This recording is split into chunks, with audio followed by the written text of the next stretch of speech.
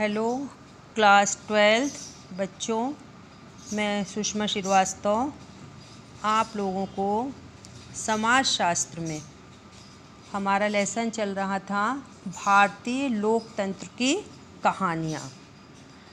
तो इस लेसन में आज का हमारा टॉपिक है संविधान का 73वां संशोधन तथा पंचायती राज में परिवर्तन।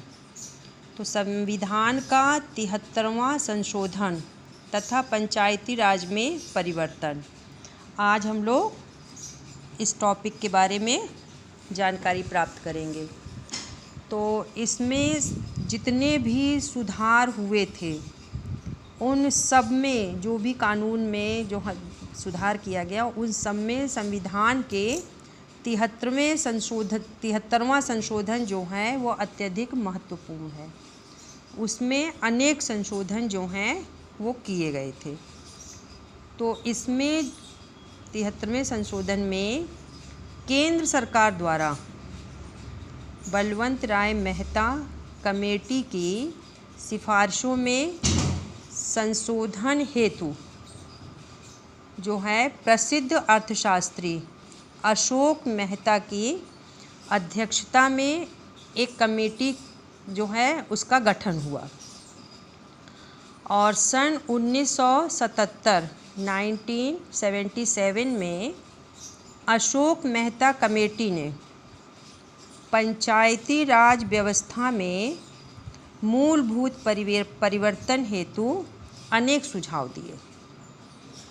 उन्होंने पंचायतों को कार्यान्वित करने वाले अभिकरण से एक राजनीति संस्था के रूप में और महत्वपूर्ण जो है राजनीतिक संस्था के रूप में उन्होंने महत्वपूर्ण सुझाव दिए और उनके सुझाव जो हैं उनके सुझावों को कार्यान्वित करने के हेतु संविधान संशोधन की आवश्यकता जो है वो महसूस की गई कि इसमें संशोधन किया जाए। तो इस दिशा में किए जाने वाले प्रयासों को एक दशक का समय लगा और फिर इससे संबंधित 64वां मतलब 64 संविधान संशोधन अधिनियम राज्यसभा में पारित नहीं हो पाया। तो इसी वर्ष जो है सन 1992 में 73वें संविधान संशोधन में ये 73वां संविधान संशोधन जो है 24 अप्रैल 1993 में इसको जो है प्रभावी माना गया।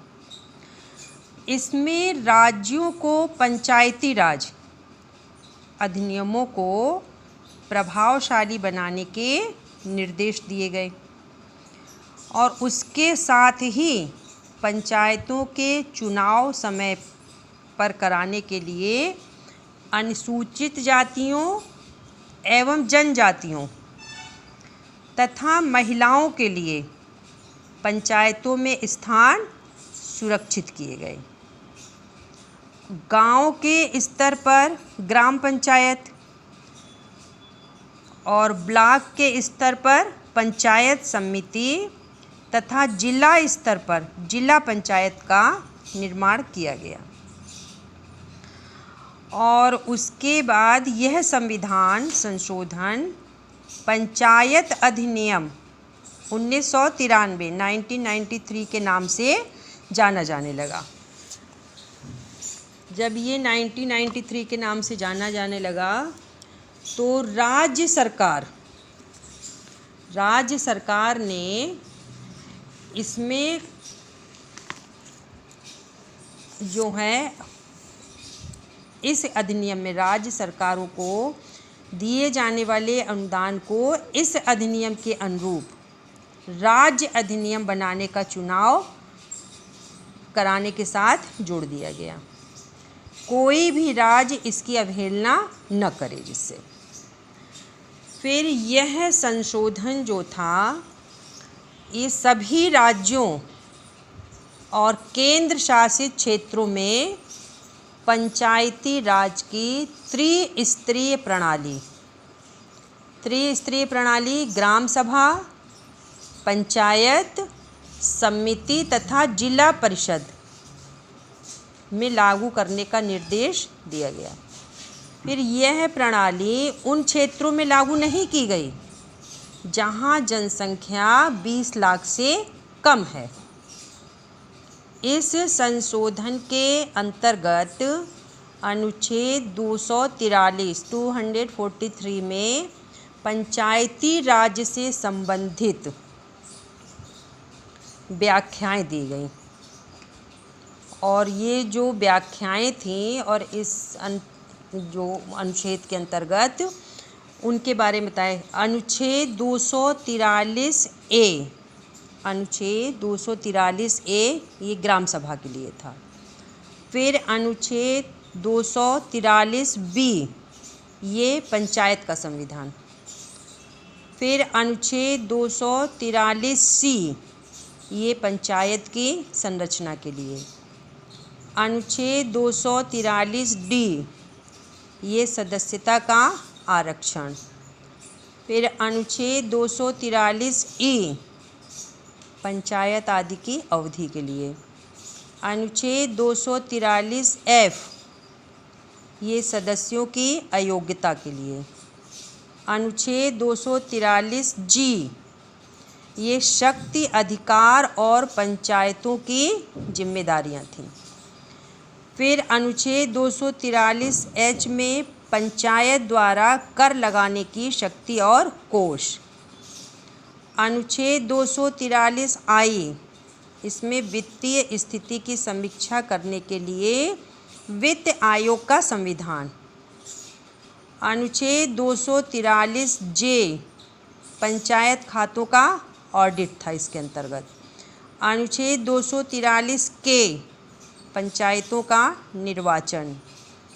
अनुच्छेद 243 एल केंद्र शासित क्षेत्रों की स्थिति और अनुच्छेद 243 एम ये भाग जो है विशेष क्षेत्रों में लागू नहीं होगा।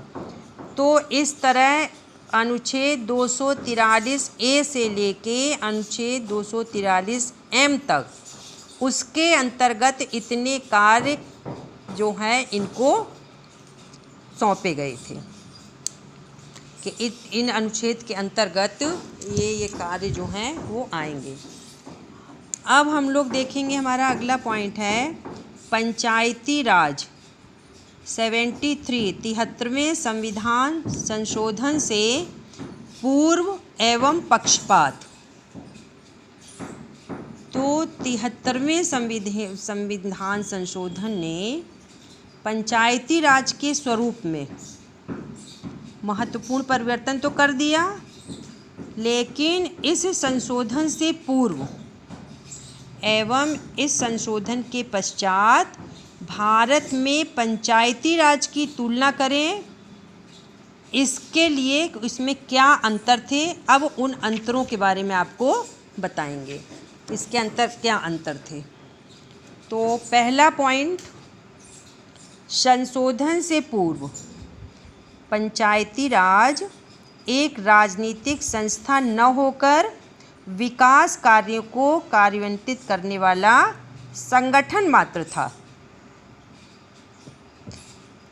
लेकिन इसमें राजनीतिक दलों की कोई भूमिका नहीं होती थी और पंचायती चुनाव व्यक्तिगत आधार पर होते थे।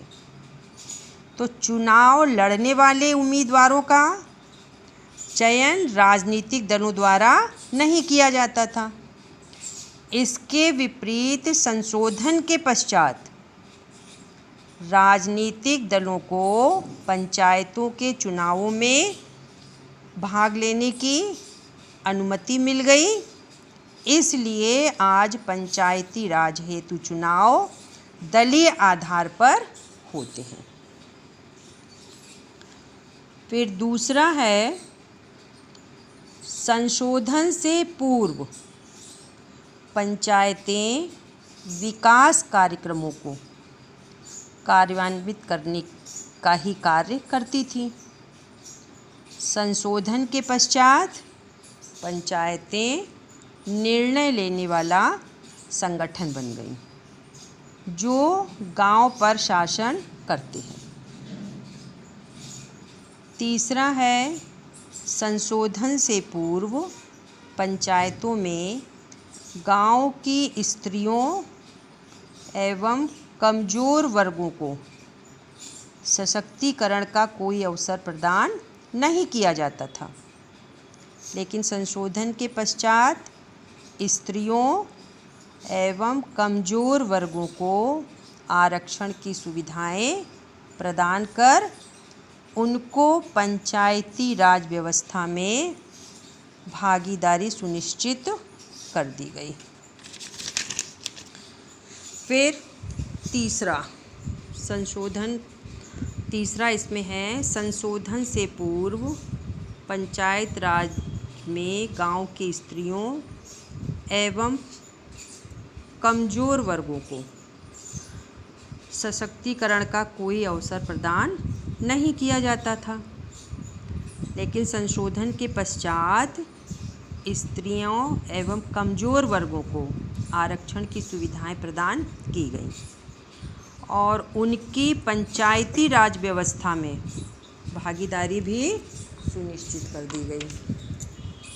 अब चौथा है संशोधन से पूर्व पंचायती राज स्वरूप भारत के विभिन्न राज्यों एवं केंद्र शासित प्रदेशों में भिन्न भिन्न प्रकार का था और संशोधन के पश्चात भारत में पंचायती राज का स्वरूप एक समान त्रिस्तरीय हो गया। पांचवा, संशोधन से पूर्व प्रत्येक राज्य एवं केंद्र शासित प्रदेश पंचायती राज से संबंधित अपने अधिनियम पारित करता था और संशोधन के पश्चात जो है इसमें केंद्रीय अधिनियम पारित होने के पश्चात अब क्या है, प्रत्येक राज्य एवं केंद्र शासित प्रदेश को इस केंद्रित अधिनियम को अपनाना अनिवार्य हो गया। छठवां है, संशोधन से पूर्व पंचायतों के चुनाव नियमित समय अवधि पर नहीं होते थे, जब मन होता था तब करवाते थे। लेकिन अनेक राज्यों में 10 या 15 वर्ष तक पंचायतों के लिए चुनाव नहीं होता था। इसके विपरीत संशोधन के पश्चात जब प्रत्येक 5 वर्ष बाद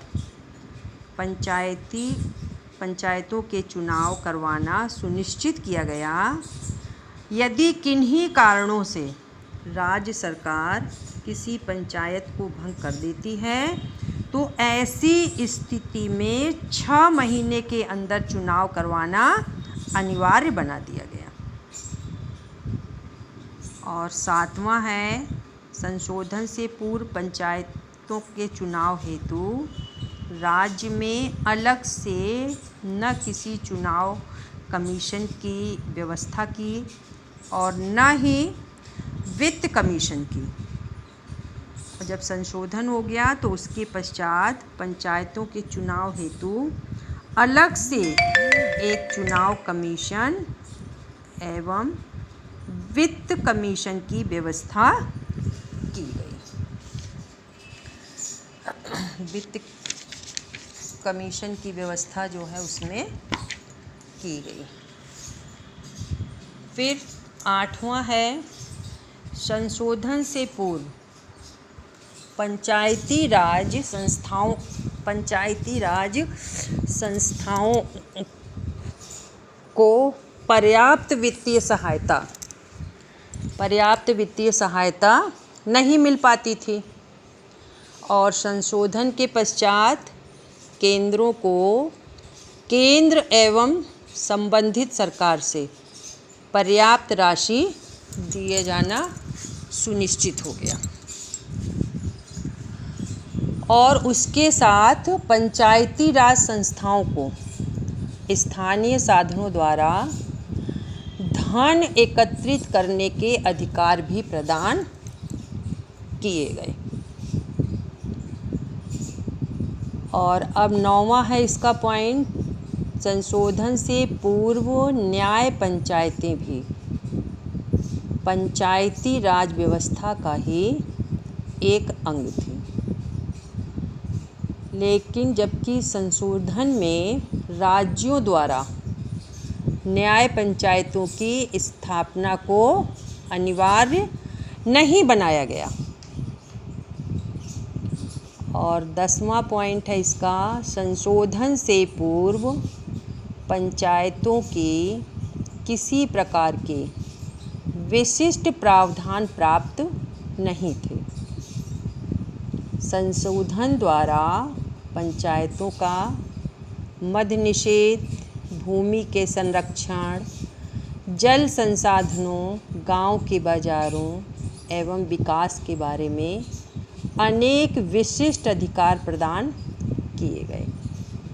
तो ये 10 पॉइंट जो हमने अभी आपको बताए हैं, तो इनसे यह स्पष्ट हो जाता है कि 73वें संविधान संशोधन ने पंचायती राज व्यवस्था का स्वरूप परिवर्तित कर दिया। और जब इसका स्वरूप परिवर्तित कर दिया तो एक महत्वपूर्ण राजनीतिक संस्था इसे बना दिया। कमज़ोर वर्गों की भागीदारी सुनिश्चित कर यह अधिनियम ग्रामीण शक्ति संरचना में भी मूलभूत रूप से परिवर्तनों को प्रोत्साहन दे रहा है। और अब हमारा अगला टॉपिक है जनजाति क्षेत्रों में पंचायती राज। जनजातीय क्षेत्रों में पंचायती राज, तो हमारे देश में पंचायती राज व्यवस्था तो है और इस संदर्भ में आदिवासी क्षेत्रों का भी, इसमें इस आदिवासी क्षेत्रों के बारे में भी बताया गया कि देश के अनेक आदिवासी क्षेत्रों में लोकतांत्रिक परंपरा जो है वह पाई जाती है। जैसे ये देखा जाएगा कि मेघालय की गारो, खासी, ये जो जातियां हैं, इनमें जनजातियों की बहुत पुरानी राजनीति संस्थाएं हैं और ये संस्थाएं जो हैं अपने आप में सुविकसित हुई हैं। इनका विकास किया नहीं गया है, ये अपने आप में सुविकसित हुई हैं और ग्राम, वंश एवं राज्य के स्तर पर कुशलतापूर्वक कार्य करती रही हैं। जो खासी जनजाति में दरबार कुर नाम से प्रत्येक वंश की अपनी एक परिषद होती है और यह परिषद वंश के मुखिया के निर्देशन पर कार्य करती है। तो ये है कि मेघालय में लोकतांत्रिक राजनीतिक संस्थाओं की पुरानी परंपरा पाई गई, लेकिन आदिवासी क्षेत्रों का एक बड़ा खंड संविधान के 73वें संशोधन के प्रावधान में सम्मिलित नहीं है। इसका मुख्य कारण क्या है कि उस समय नीतियों को निर्धारित करने वाले आदिवासियों की पारंपरिक राजनीतिक संस्थाओं में हस्तक्षेप करने से बचना चाहते थे। तो आदिवासियों की राजनीतिक संस्थाओं के विषय में यह भी कहा गया है कि अनेक क्षेत्रों की आदिवासी संस्थाएं अपनी संरचना तथा क्रियाकलापों में लोकतांत्रिक नहीं हैं। एक समाजशास्त्री जो है नीलुट नोगबरी ने कहा कि भले ही आदिवासी समाजों में प्रबल समतावादी लोकाचार पाया जाता है, परंतु इसके साथ ही इन समाजों में स्त्रीकरण के तत्व भी देखे जाते हैं और इन क्षेत्रों में जो राजनीतिक संस्थाएं हैं वे प्रायः महिलाओं के प्रति असहिष्णु हैं तथा सामाजिक परिवर्तन की प्रक्रिया से इस व्यवस्था में अनेक विकृतियां आई और इन स्थिति में आदिवासी समाजों में क्या पारंपरिक तथा क्या अपारस्परिक रहा। अब उसके बाद अगला टॉपिक हमारा था, ये तो हमने अभी पढ़ा था, जनजातीय क्षेत्रों में पंचायती राज। और अब अगला टॉपिक है हमारा लोकतांत्रिकरण और असमानता। लोकतांत्रिकरण और असमानता।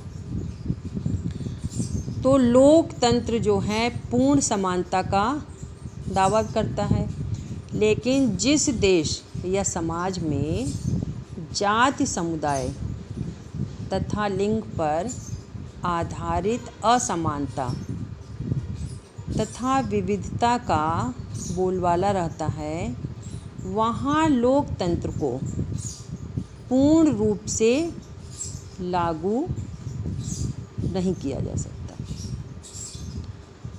तो भारतीय ग्रामीण क्षेत्रों पर यह देखा गया, भारतीय ग्रामीण क्षेत्रों पर कि गांव में कुछ ऐसे समूह, समुदाय तथा जातियां जिन्हें ग्रामीण समितियों में न तो सक्रिय रूप से भाग लेने दिया जाता है और न ही किन्हीं क्रियाकलापों के विषय में समुचित रूप से सूचित किया जाता है। तो ग्राम सभाओं में भी कुछ छोटे गुट बन जाते हैं जो सभा के संचालन तथा नियंत्रण और नियंत्रण में मुख्य भूमिका निभाते हैं। तो इन गुटों में प्रायः गांव के धनी किसान या उच्च जातियों से संबंधित जमींदार सम्मिलित होते हैं और गांव के जो शेष बहुसंख्य लोग जो मूक दर्शक बनकर रह जाते हैं, वह बहुमत को कोई महत्व नहीं दिया जाता उनके। तो जब प्रबल गुट द्वारा विकासात्मक कार्यों व सहायता राशि को बांटने का निर्णय कर लिया जाता है, तब पंचायती राज में पूर्ण लोकतंत्र एवं पारदर्शिता की कमी होती है। उसमें फिर कुछ पंचायतें अच्छे ढंग से कार्य कर रही होती हैं और कुछ पंचायतों में हित समूहों द्वारा लोकतांत्रिक मानदंडों को अपनाते हुए परिवर्तन का विरोध किया जाता है। तो धन का दुरुपयोग भी इसमें होता है। और अब अगला टॉपिक है इसमें राजनीतिक दल, दबाव, समूह और लोकतांत्रिक राजनीति। तो लोकतंत्र की मान्यता के अनुसार शासन को जनता द्वारा जनता के लिए शासन माना जाता है। तो इस सैद्धांतिक आदर्श स्थिति को प्राप्त करने के लिए जनता को सरकार के चुनाव का अधिकार दिया गया। जनता अपने प्रतिनिधियों का चुनाव करती है और चुनाव की प्रक्रिया को एक व्यवहारिक रूप से व्यवस्थित करने के लिए राजनीतिक दलों का प्रावधान किया गया। चुनाव में जिस राजनीतिक दल को बहुमत प्राप्त होता है उसे सरकार के गठन का अधिकार प्राप्त हो जाता है। तो इसमें ऐसे में यदि जनता के किसी वर्ग या समूह को यह लगता है कि उनके हितों को अनदेखा किया जा रहा है तो वह जो है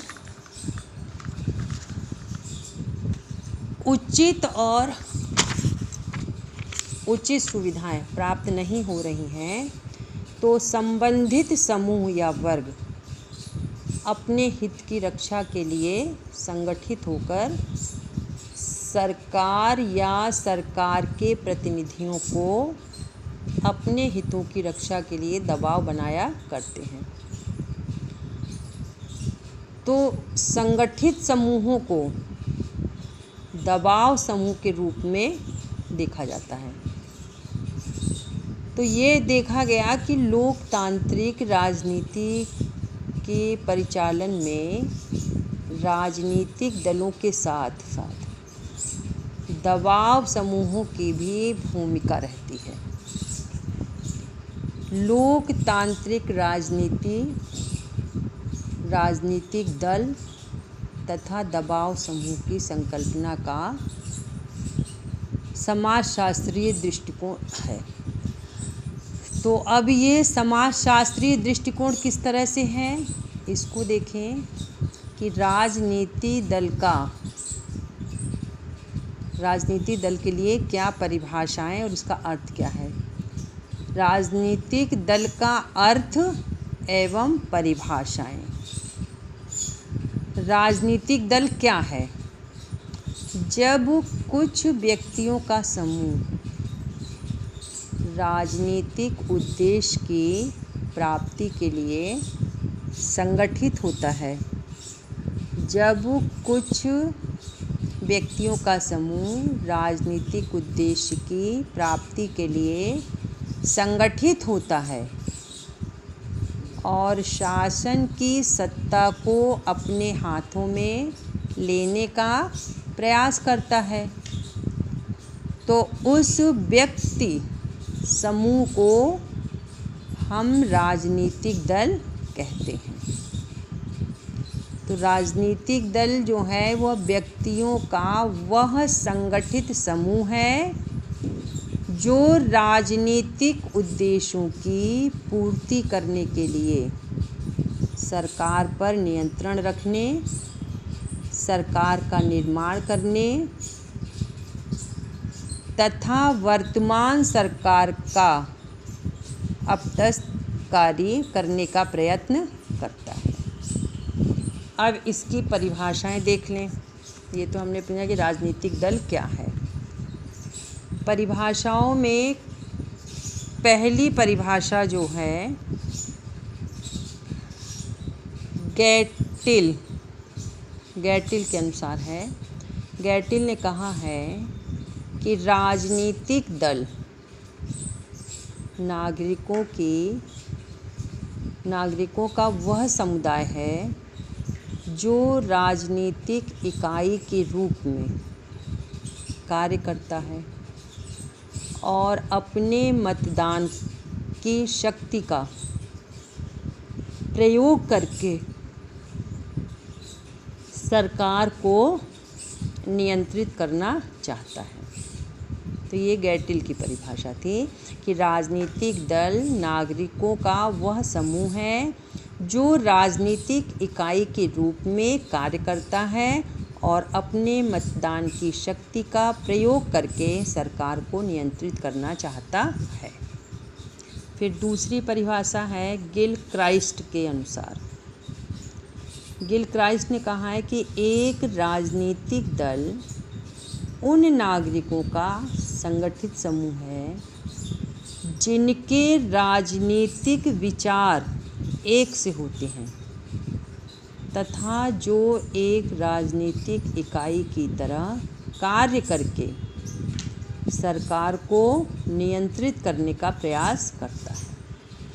तो गिलक्राइस्ट ने कहा कि एक राजनीतिक दल उन नागरिकों का संगठित समूह है जिनके राजनीतिक विचार एक से होते हैं तथा जो एक राजनीतिक इकाई की तरह कार्य करके सरकार को नियंत्रित करने का प्रयास करता है। फिर तीसरी परिभाषा है बर्क।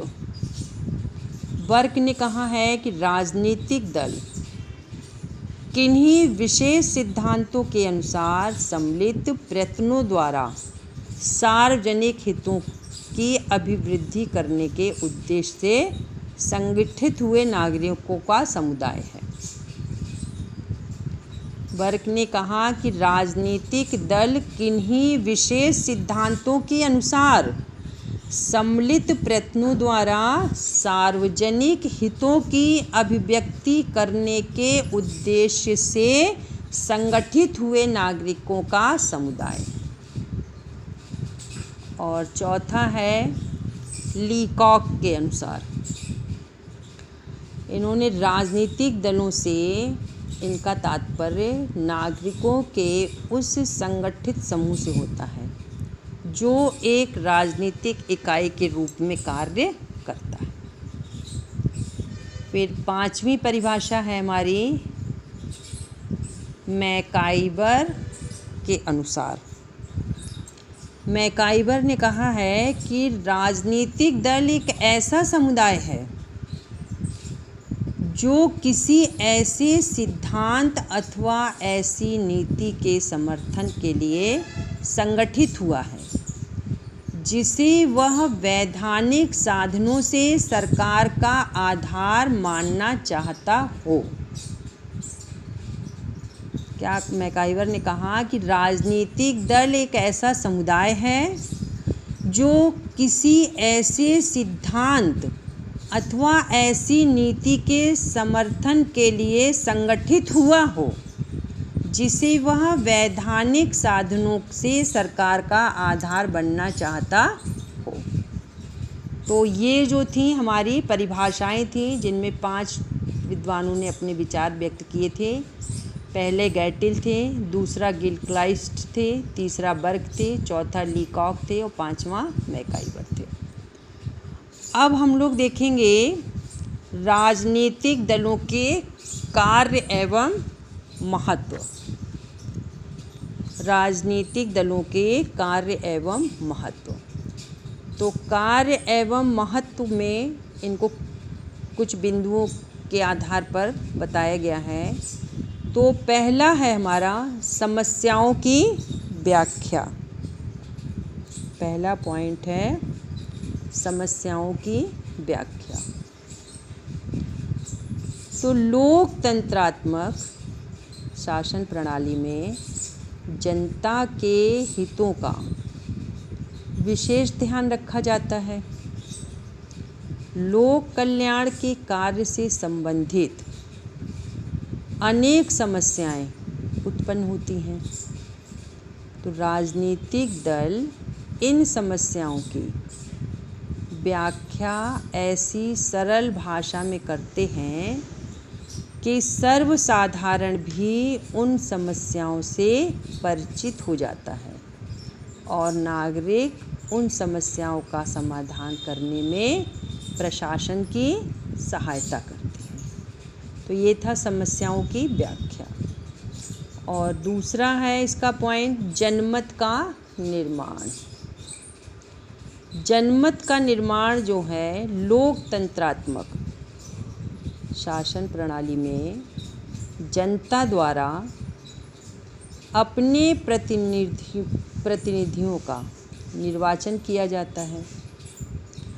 राजनीतिक दल इन प्रतिनिधियों के व्यक्तिगत गुणों का प्रचार व प्रसार करके अपने पक्ष में प्रभावी एवं स्वस्थ जनमत का निर्माण करता है।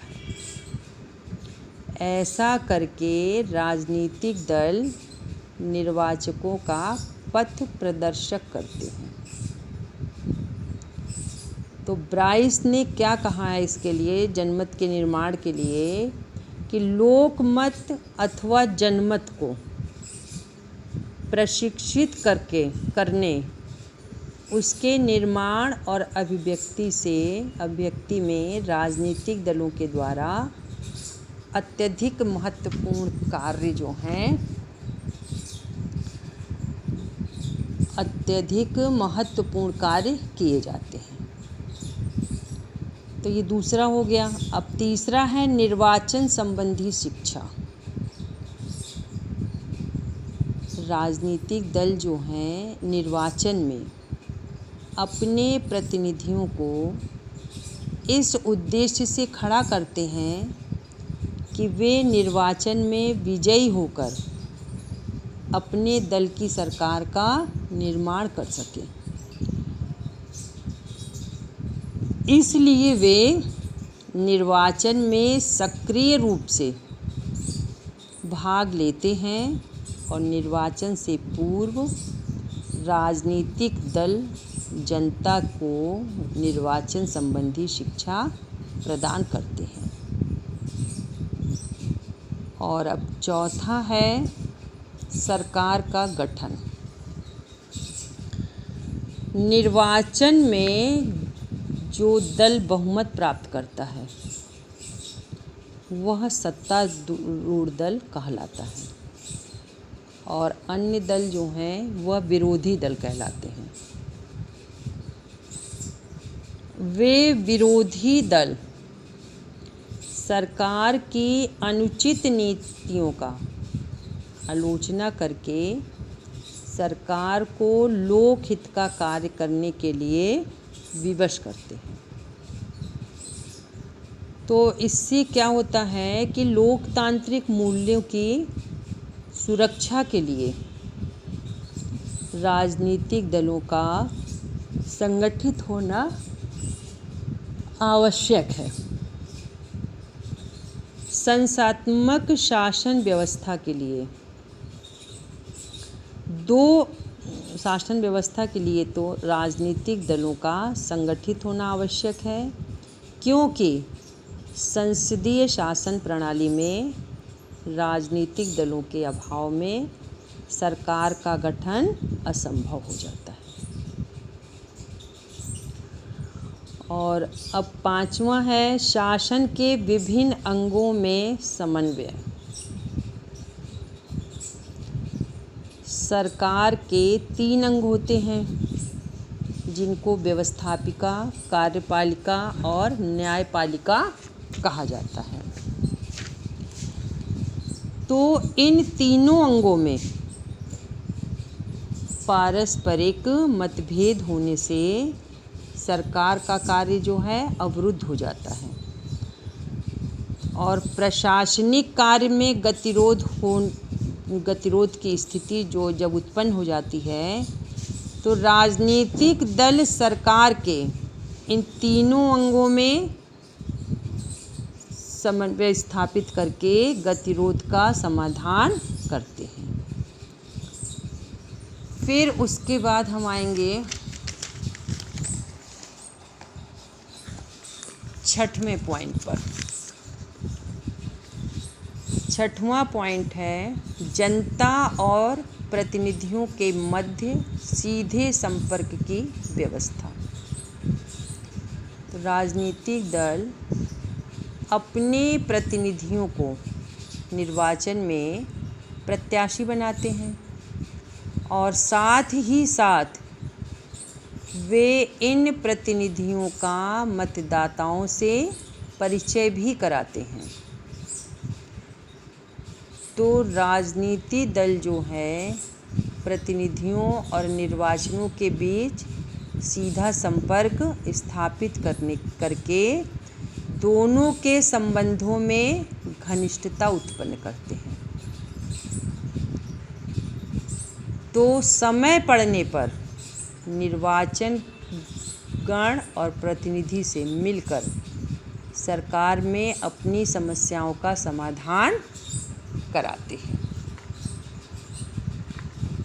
फिर सातवां है प्रतिनिधियों की कर्तव्यपरायणता। लोकतांत्रिक शासन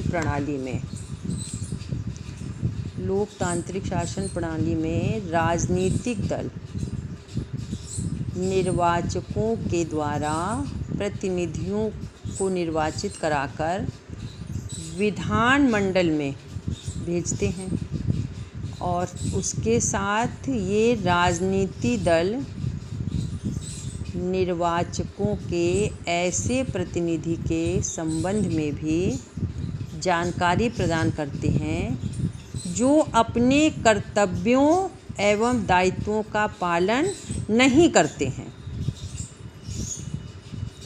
कुछ देशों में राजनीतिक दलों से प्रेरणा लेकर निर्वाचन मंडल अपने प्रतिनिधियों को वापस बुला सकता है। तो राजनीतिक दल प्रतिनिधियों को कर्तव्यपरायणता बनाते हैं। फिर आठवां है स्थानीय संस्थाओं को प्रोत्साहन। स्थानीय संस्थाओं को प्रोत्साहन जो है, राजनीतिक दल स्थानीय संस्थाओं को विशेष महत्व देता है। नागरिकों को ऐसी स्थानीय संस्थाओं का निर्माण कराने की प्रेरणा देता है जो उन संस्थाओं का समाधान करने में योगदान दे सकें। उसमें जैसे निगम, नगर पालिका परिषद, ग्राम पंचायत, जिला पंचायत का निर्माण जो है वो राजनीतिक दलों की प्रेरणा का ही परिणाम होते हैं। तो राजनीतिक दल लोकतांत्रिक शासन की सफलता के लिए अनिवार्य है। फिर नौवां है आपका राष्ट्रीय नीति का निर्माण। तो प्रत्येक राजनीतिक दल अपने कोई विशिष्ट राष्ट्रीय नीति का प्रतिपादन करता है और निर्वाचन अपने प्रतिनिधियों को विजयी बनवाकर विजयी राजनीतिक दल राष्ट्रीय नीति का निर्माण करता है। तो उस नीति को क्रियान्वित भी करता है। फिर 10वां है संविधान में परिवर्तन। संविधान जो है वो क्या है, लिखित होते हैं। संविधान लिखित होता है। राजनीतिक दल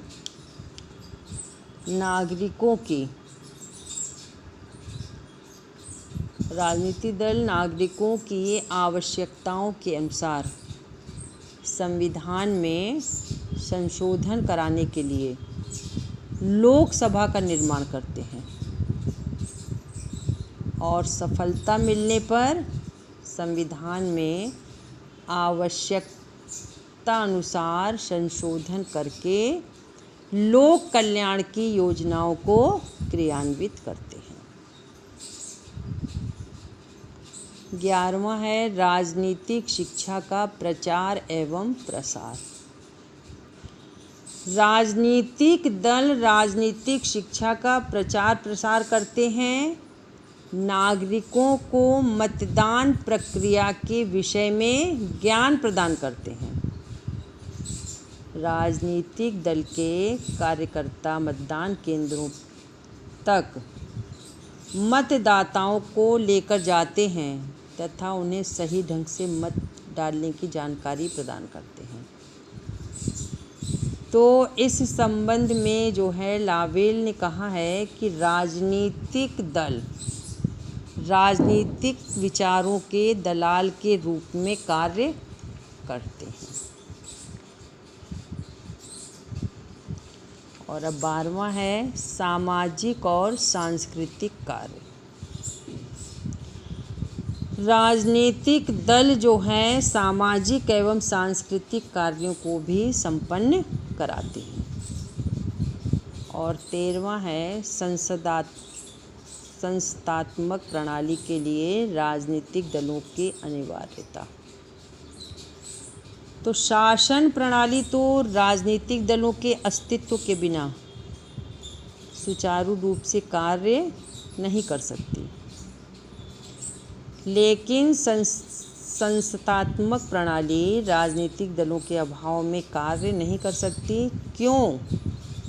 सरकार के निर्माण के लिए किसी भी राजनीतिक दल का विधायिका के निम्न सदन में बहुमत प्राप्त करना आवश्यक है।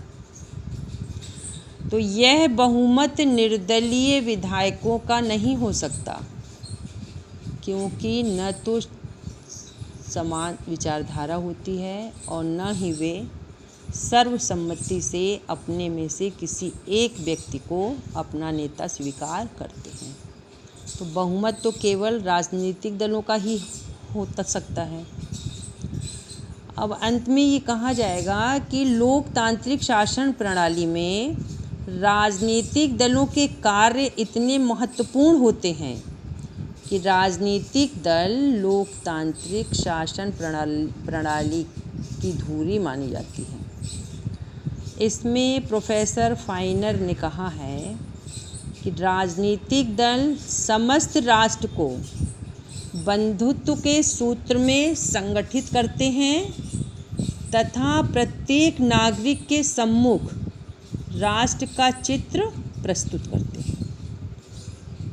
और ब्राइस ने कहा है, जिस प्रकार ज्वार भाटा महासागर के जल को ताज़ा और तरंगित रखता है, उसी प्रकार राजनीति दल के मस्तिष्क को ताज़ा और तरंगित रखता है।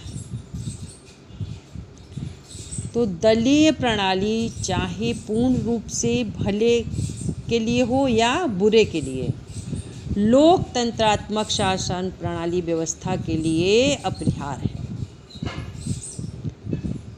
फिर हूबर जो हैं, हूबर ने भी कहा, उन्होंने भी अपने विचारों को व्यक्त किया कि प्रजातांत्रिक यंत्र के चालन से राजनीति दल के तुल्य है।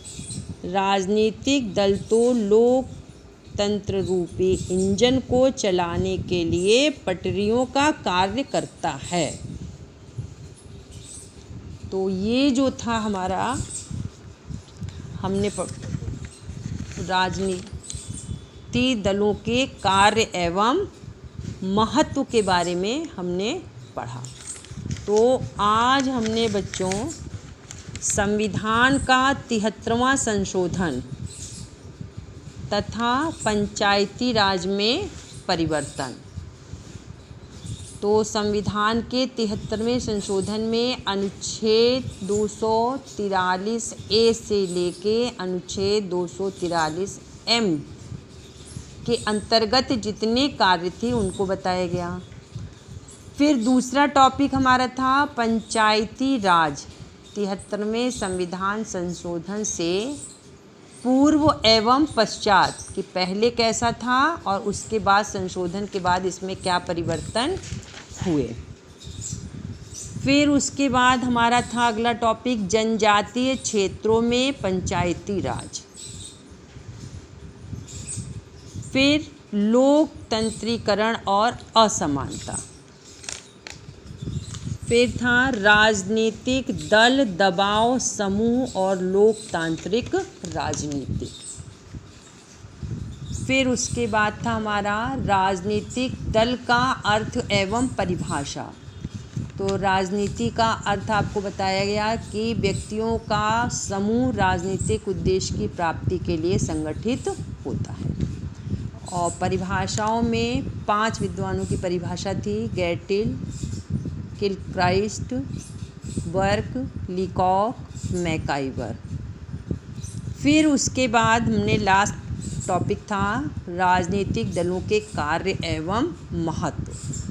तो राजनीतिक दलों के कार्य एवं महत्व में आपको उनका पहला कार्य बताया गया समस्याओं की व्याख्या, दूसरा था जनमत का निर्माण, तीसरा था निर्वाचन संबंधी शिक्षा, चौथा था सरकार का गठन, पांचवा था शासन के विभिन्न अंगों में समन्वय और छठवां था जनता और प्रतिनिधियों के मध्य सीधे संपर्क की व्यवस्था, सातवां था प्रतिनिधियों की कर्तव्यपरायणता, आठवां स्थानीय संस्थाओं को प्रोत्साहन, नौवां था राष्ट्रीय नीति का निर्माण, 10वां था संविधान में परिवर्तन और 11वां था राजनीतिक शिक्षा का प्रचार एवं प्रसार, 12वां था सामाजिक और सांस्कृतिक कार्य